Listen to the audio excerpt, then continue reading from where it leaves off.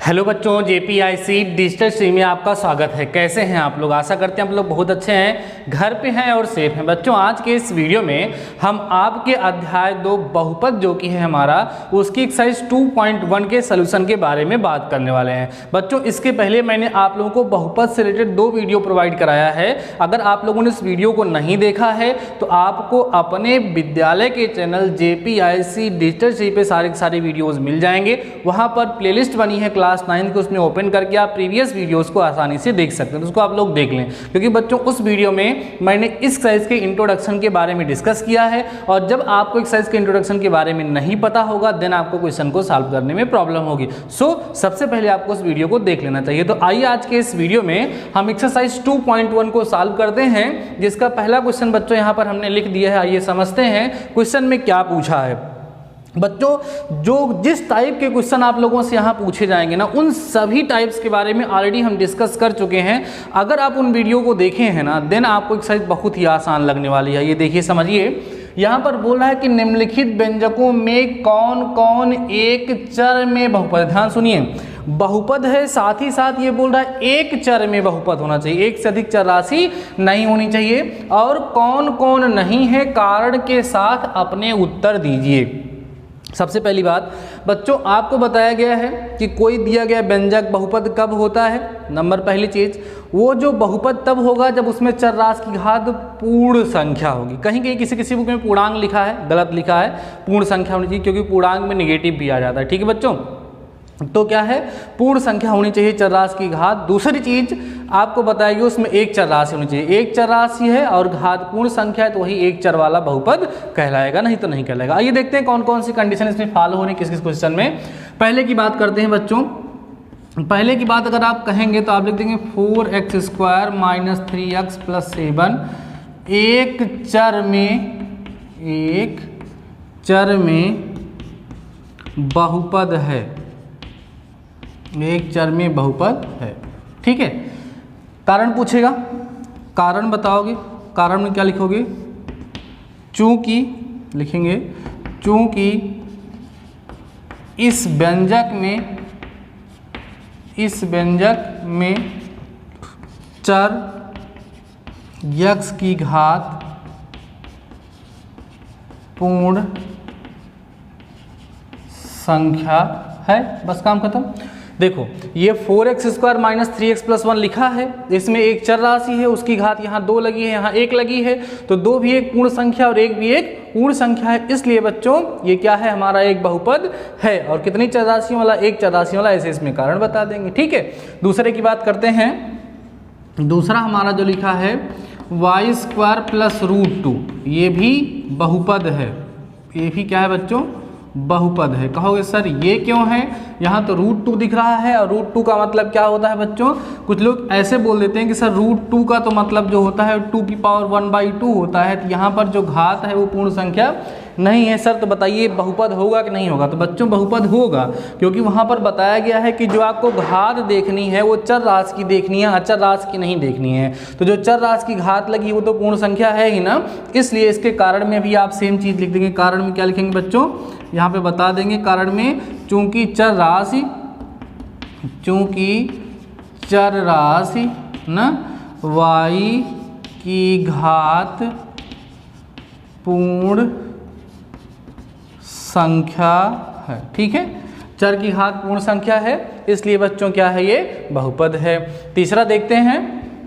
तीसरे में आपके सामने गिवन है 3√t, ठीक है, और प्लस t√2 दिया है। ठीक है बच्चों, अब देखो ये बहुपद नहीं है। ये t क्या है सर? t एक वेरिएबल है, एक चर राशि है जो x और y की जगह पे यूज हुई है। ठीक है, अब देखो इसको क्या लिख सकते हो आप? This is equal to t⁻1/2 होगा और प्लस t√2 होगा। अब देखो बच्चों, यहाँ पे चर राशि जो है t है, और t की घात 1/2 लगी हुई है। अब 1/2 जो है एक पूर्ण संख्या नहीं है। तो सबसे पहली बात यहाँ लिखेंगे हम, बहुपद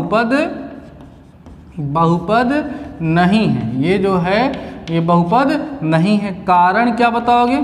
कारण क्या बताओगे? आप यहाँ बता दोगे चूंकि चर राशि t की घात 1/2 है, जो कि पूर्ण संख्या नहीं है ना बच्चों।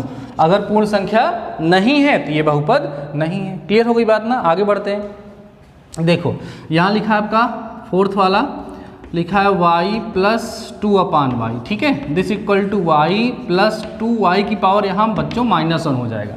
जब y ऊपर जाए, घातांक के नियम में आपको पढ़ाया है मैंने फर्स्ट चैप्टर में, ऊपर घाते जाती हैं तो निगेटिव में हो जाती हैं। क्या पढ़ाया था बच्चों आपको?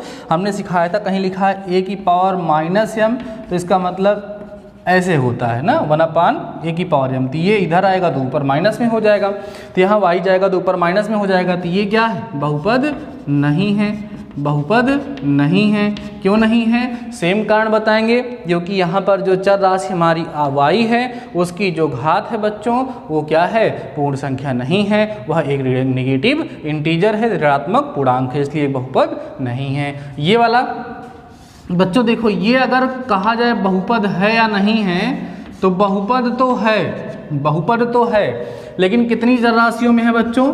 यहाँ पे 3 चर राशि आपको देखने के लिए मिल रही होगी। देखिए, एक है x, एक है y और एक है t। यहाँ पर इस क्वेश्चन के लिए इसमें नहीं लिखा जाएगा, क्योंकि इस क्वेश्चन में इसने पूछा है कि आपको ये चेक करना है कि जितने भी यहाँ एग्जाम्पल दिए गए हैं वो सब के सब एक चर वाले बहुपद हैं कि नहीं हैं। तो हमें केवल एक चर वालों को चेक करना था। 2-3 चर वाले बहुपद होंगे तो उन्हें हमें छोड़ देना है। तो ये भी हमारा लिखा जाएगा एक चरों वाला बहुपद ये नहीं है। तो देखो बच्चों, कितना सिंपल सा कॉन्सेप्ट था जो हमने आपको इंट्रोडक्शन में सिखाया था कि अगर आपको ये पता हो कि बहुपद को कैसे पहचानते हैं तो देन क्वेश्चन को सॉल्व करने में कोई प्रॉब्लम नहीं होगी। तो ठीक है बच्चों, भी वीडियो को पास करके इस क्वेश्चन को नोट कर लीजिए। देन हम डिस्कस करते हैं क्वेश्चन नंबर 2 के बारे में। Before that pass the video and note down.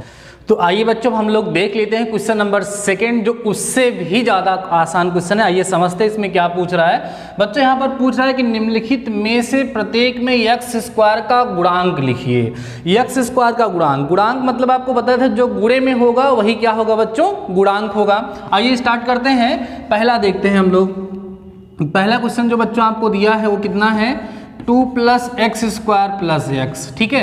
अब देखो इसमें x² के साथ गुणे में कितना है? 1 है ना। हमने कहा था जहाँ कोई नहीं वहाँ ईश्वर मौजूद है, ईश्वर 1 है, मतलब 1 है यहाँ पर। तो लिखेंगे x² का गुणांक, इसमें जो मिलेगा बच्चों वो कितना मिलेगा? x² का गुणांक यहाँ पर 1 हो जाएगा। क्लियर हो गई बात? आइए इसमें देख लीजिए। इसमें बच्चों देखेंगे तो 2 - x² + x की पावर 3 लिखा हुआ है। इसमें हम x² का गुणांक निकालेंगे अगर, तो x² का गुणांक बच्चों आपको कितना मिलेगा? यहाँ पर -1 मिलेगा, ठीक है। यहाँ पर बच्चों फिर से हम x² का गुणांक अगर निकालते हैं, x² का गुणांक, तो आपको कितना मिलेगा? देखो x² के साथ π/2 लिखा है, तो यहाँ पर x² का गुणांक जो होगा बच्चों कितना हो जाएगा? π/2 हो जाएगा। आइए फोर्थ वाले पे देखिए। यहाँ पर बच्चों x² वाला पद दिख ही नहीं रहा है और इसमें आप लोगों से x² का गुणांक पूछ रहा है। तो इसमें x² का गुणांक क्या होगा? हमने कहा था कि जो पद आपको दिखेगा ही नहीं, इसका मतलब उसका गुणांक क्या हो जाएगा? 0 हो जाएगा। तो यहाँ पर क्या मिलेगा आपको? x² का गुणांक ना, x² का गुणांक जब निकालोगे बच्चों तो कितना आएगा? 0 आ जाएगा। तो इस तरीके से आप लोगों ने आसानी से क्वेश्चन नंबर 2 को भी सॉल्व कर लिया। आइए अब हम लोग देखते हैं बच्चों क्वेश्चन नंबर 3, जो भी एक आसान क्वेश्चन है बट लॉजिकल क्वेश्चन है। समझते हैं, बुक में देखेंगे बच्चों आप लोग। क्वेश्चन नंबर 3 यहाँ पर जो बोल रहा करे 35 घात के द्विपद, ध्यान दो, 35 घात का हमें क्या लिखना है बच्चों? द्विपद लिखना है। कह रहे हैं 35 घात का द्विपद और 100 घात का एक पद, 100 घात का एक पदीय, ठीक है। एक पदीय का एक उदाहरण दीजिए। बहुत आसान क्वेश्चन है। देखो इसने क्या कहा है कि आप एक ऐसा बहुपद, ये पहले केस में एक ऐसा बहुपद लिखिए जिसकी घात 35 हो और उसमें द्विपद हो। तो देखो क्या लिख सकते हो आंसर में? आप क्या क्या लिख सकते हो? यस घात 35 धन 5x लिख सकते हो। देखो बच्चों घात कितनी है? 35 द्विपद हैं। या अगर आप चाहो तो y घात 35 धन 5 लिख सकते हो। ऐसे एक्सेट्रा करके बहुत सारे एग्जाम्पल आप लिख सकते हो। बस क्या ध्यान देना है? 2 पद होने चाहिए और घात कितनी होनी चाहिए? 35 होनी चाहिए। सिंपल हो गया। यहाँ पर क्या बोला है इसने बच्चों? 100 घात का एक पदीय, तो क्या लिख देंगे? x घात 100 लिख दो, या y घात 100 लिख दो, या t की घात 100 लिख दो या 5t की घात 100 लिख दो। ऐसे बहुत सारे एग्जाम्पल लिखे जा सकते हैं। तो इसने तो केवल एक एग्जाम्पल बोला था, हमने आपको कई सारे एग्जाम्पल यहाँ पर बता दिए। तो देखा आप लोगों ने क्वेश्चन नंबर 3 काफ़ी आसान क्वेश्चन है, लेकिन बच्चों इस कंसेप्ट के बेसिस पे आप लोगों से कई सारे क्वेश्चन पूछे जाते हैं। इस वीडियो में मैं आपको एक क्वेश्चन भी दे रहा हूँ, आप कमेंट्स में जाकर के आंसर बताइएगा। क्वेश्चन ये है बच्चों की कहते हैं 40 घात का आपको एक त्रिपदीय बहुपद लिखना है। कैसा? त्रिपदीय बहुपद लिखना है। हमको लिख करके आपको भेजना है, जितना एक बहुपद या दो बहुपद जो लिख पाएंगे आप लिख करके हमको कमेंट सेक्शन में बताइएगा, ठीक है। 40 घात का त्रिपदीय बहुपद आपको लिख करके कमेंट सेक्शन में बताना है। चलो ठीक है बच्चों, इस तरीके से हम क्वेश्चन नंबर 2 को भी सॉल्व कर लिए, क्वेश्चन नंबर 3 को भी सॉल्व कर लिए।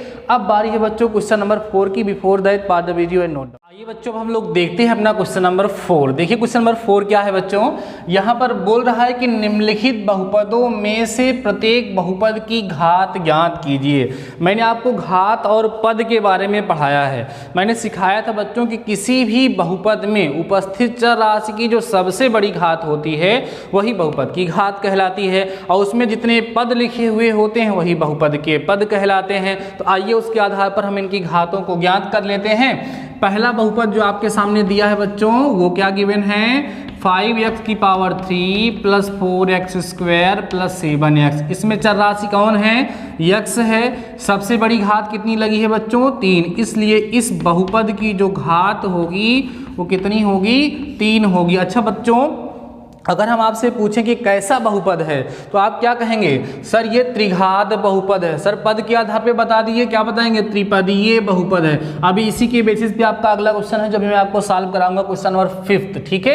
अब देखिए इसका सेकेंड पार्ट क्या कर रहा है बच्चों, लिखा है 4 - y²। इसमें वेरिएबल क्या है, इसमें चर राशि कौन है बच्चों, इसमें चर राशि जो है वो हमारी कौन है, y है। y की घात मैक्सिमम कितनी लगी हुई है, 2 लगी हुई है, 2 लगी हुई है बच्चों, इसलिए इस बहुपद की जो घात होगी वो कितनी हो जाएगी, 2 हो जाएगी, ठीक है।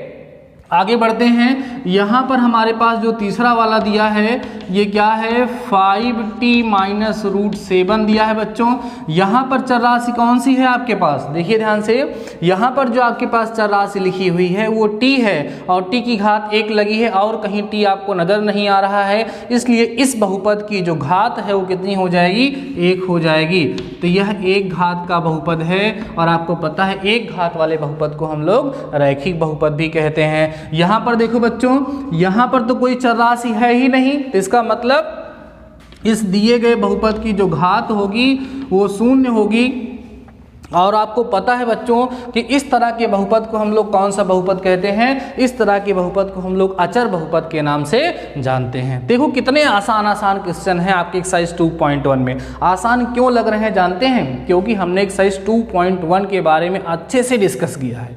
जब आप कोई भी देखो, मैथ्स का ये लॉजिक है, अगर आप चाहते हैं कि मैथ्स हमें समझ में आए तो एक्सरसाइज को सॉल्व करने से पहले उसके प्रीवियस जो भी नॉलेज हमें होना चाहिए उसको आप जानिए, उसके कंसेप्ट के बारे में सीखिए, समझिए। जब लॉजिक को आप समझ जाएंगे देन आपको क्वेश्चन को सॉल्व करने में कोई प्रॉब्लम नहीं होगी। जैसा कि आप लोगों ने देखा बच्चों कि हमने क्वेश्चन नंबर 4 को आसानी से सॉल्व कर लिया, तो इसको भी आप लोग नोट कर लीजिए।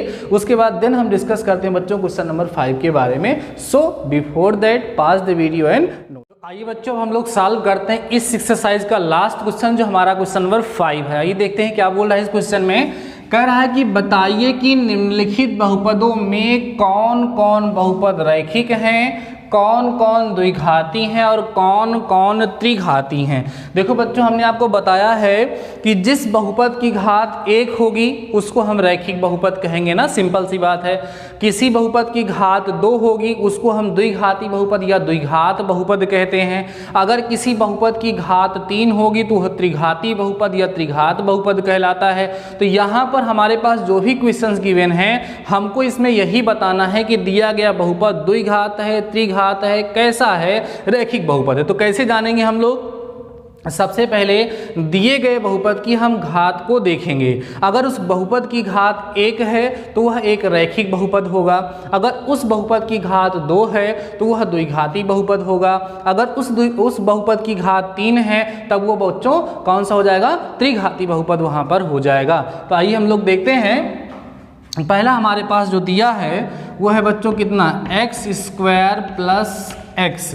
इसकी घात कितनी है बच्चों, देखो इसकी घात आपको 2 मिल रही है, इसलिए यह कैसा है, यह एक बच्चों कैसा बहुपद हो जाएगा, द्विघाती बहुपद, द्विघाती बहुपद है। अगर घात 2 है तो कैसा बहुपद है, द्विघाती बहुपद है। यहाँ देखो बच्चों घात कितनी है, यहाँ पर घात आपको 3 मिल रही है, देखो 3 मिल रही है ना, इसलिए कैसा बहुपद है, त्रिघाती बहुपद ना, ये कैसा बहुपद हो जाएगा, त्रिघाती बहुपद है, ऐसा हम लोग लिखते चले जाएंगे। यहाँ पर देखो बच्चों घात कितनी है, यहाँ 1 है, यहाँ 2 है, यहाँ 0 है, तो सबसे बड़ी घात कितनी है, 2 है, तो यहाँ पर आप लिख दोगे ऐसे बच्चों घात बराबर 2, इसलिए कैसा बहुपद हो गया ये हमारा, ये हो गया बच्चों द्विघाती, द्विघाती बहुपद है ना, ये कैसा बहुपद है, द्विघाती बहुपद है। अब देखो यहाँ 1 + x की बात करें तो यहाँ पर घात कितनी है बच्चों, x घात 1 लगी है, घात कितनी है, 1 है, इसलिए कैसा बहुपद है ये, रैखिक बहुपद है ना, यह एक रैखिक बहुपद है। समझ में आई बात। उसके बाद देखो बच्चों यहाँ पर 3t लिखा है, जो t लिखा है उसकी घात कितनी है, 1 है, इसलिए बच्चों एक ऐसा बहुपद होगा, यहाँ लिख देंगे हम लोग इसकी घात कितनी है, इसकी घात 1 है, इसलिए बच्चों ये कैसा बहुपद है, ये हमारा रैखिक बहुपद है। ठीक है, क्लियर है बात। आगे बढ़िए, क्वेश्चन नंबर 6 पार्ट इसका हम लोग देखते हैं। 6 पार्ट में लिखा है बच्चों r², यहाँ पर जो चरराशि है ना वो r ही है। देखो चरराशियाँ x, y, z, t, r मतलब ये सब यूज हो सकती हैं, उसमें कोई दिक्कत नहीं है। ठीक है, आगे चल के जब बड़े बड़े क्वेश्चन हम लोग सॉल्व करते हैं तो वहाँ बोल भी देता है कि जहाँ r चरराशि है, बट यहाँ पर अंडरस्टूड है, इसको आपको समझना है। ठीक है, तो r², यहाँ पर r की घात कितनी लगी है बच्चों, 2 लगी है, यहाँ सिंपली लिखेंगे हम लोग, घात कितनी है बच्चों, 2, इसलिए कैसा बहुपद हो जाएगा, ये सिंपली हो जाएगा बच्चों द्विघाती ना, द्विघाती बहुपद ये हो जाएगा। क्लियर, समझ गए बात को। आगे बढ़ो, लास्ट पार्ट जो है बच्चों वो इसका 7 पार्ट है, वहाँ लिखा है 7x⁻3, यहाँ पर घात कितनी है बच्चों, यहाँ पर घात 3 है, इसलिए बहुपद कैसा होगा, त्रिघाती बहुपद बच्चों ये हो जाएगा। क्लियर हो गई बातें, समझ में आ गया, कोई दिक्कत तो नहीं है। तो आपने देखा कि विदिन 20 मिनट्स, 20 मिनट के अंदर अंदर हम लोगों ने एक्सरसाइज 2.1 को कम्प्लीटली सॉल्व कर लिया। देखो बच्चों, अब इस टाइम मैं आपको वीडियो भी प्रोवाइड करा रहा हूँ, साथ ही साथ PDF भी प्रोवाइड करा रहा हूँ, उसकी हेल्प से आप लोग अपनी नोट्स को बहुत ही अच्छे से प्रिपेयर करते चलिए। देखो अभी आपको पता है कि 31 अगस्त तक स्कूल नहीं खुलना है, इसलिए आपको और कोई रास्ता नहीं है आपके पास। जो यहाँ से मटेरियल आपको प्रोवाइड कराए जा रहे हैं, ऑनलाइन स्टडी ही आपके पास। अगर आप ऑनलाइन स्टडी नहीं करेंगे तो आप पीछे हो जाएंगे, आपका नॉलेज कम हो जाएगा, क्योंकि मेजॉरिटी आप स्टूडेंट्स हमारे पास होमवर्क करके मेरे पास भेजते हैं और वो होमवर्क अच्छे से कर रहे हैं। तो हम अपने उन बच्चों से एक बार कहना चाहेंगे कि जो 10-20% बच्चे हमारे ऐसे हैं जो रेगुलर होमवर्क करते तो हैं, हो सकता है वो करते हो, हमारे पास भेजते ना हो, संकोच बस बच्चों आप मेरे पास भेजिए, आपका होमवर्क हम देखेंगे, उसमें जो अच्छाई होगी उसको ही बताएंगे, जो उसमें कमियां होंगी उसको दूर करने का हम लोग प्रयास करेंगे। देखो हमारा पहला अध्याय खत्म हो गया है जिसका नाम संख्या पद्धत था। सारे के सारे वीडियोज आपको चैनल पे मिल जाएंगे, उसका PDF भी मैंने आप लोगों को प्रोवाइड कराया है, तो PDF की हेल्प से नोट्स कंप्लीट कर लीजिए और वीडियो की हेल्प से उसको समझ लीजिए। उसके बाद दूसरा चैप्टर हम लोग स्टार्ट कर दिए हैं। आज हमने 2.1 के बारे में ही पढ़ाया है। अगर अभी से ही हमारे साथ कंटिन्यू हो जाते हैं तो आगे चल के आपको समस्या नहीं होगी, नहीं जितना ज़्यादा आप लोग गायब करेंगे उतना ही ज़्यादा आप लोगों को प्रॉब्लम होगी। तो ठीक है बच्चों, आज के इस वीडियो में बस इतना ही। शानदार रहिए, मस्त रहिए और पढ़ते रहिए। मिलते हैं नेक्स्ट वीडियो के साथ, तब तक अपना ख्याल रखिए।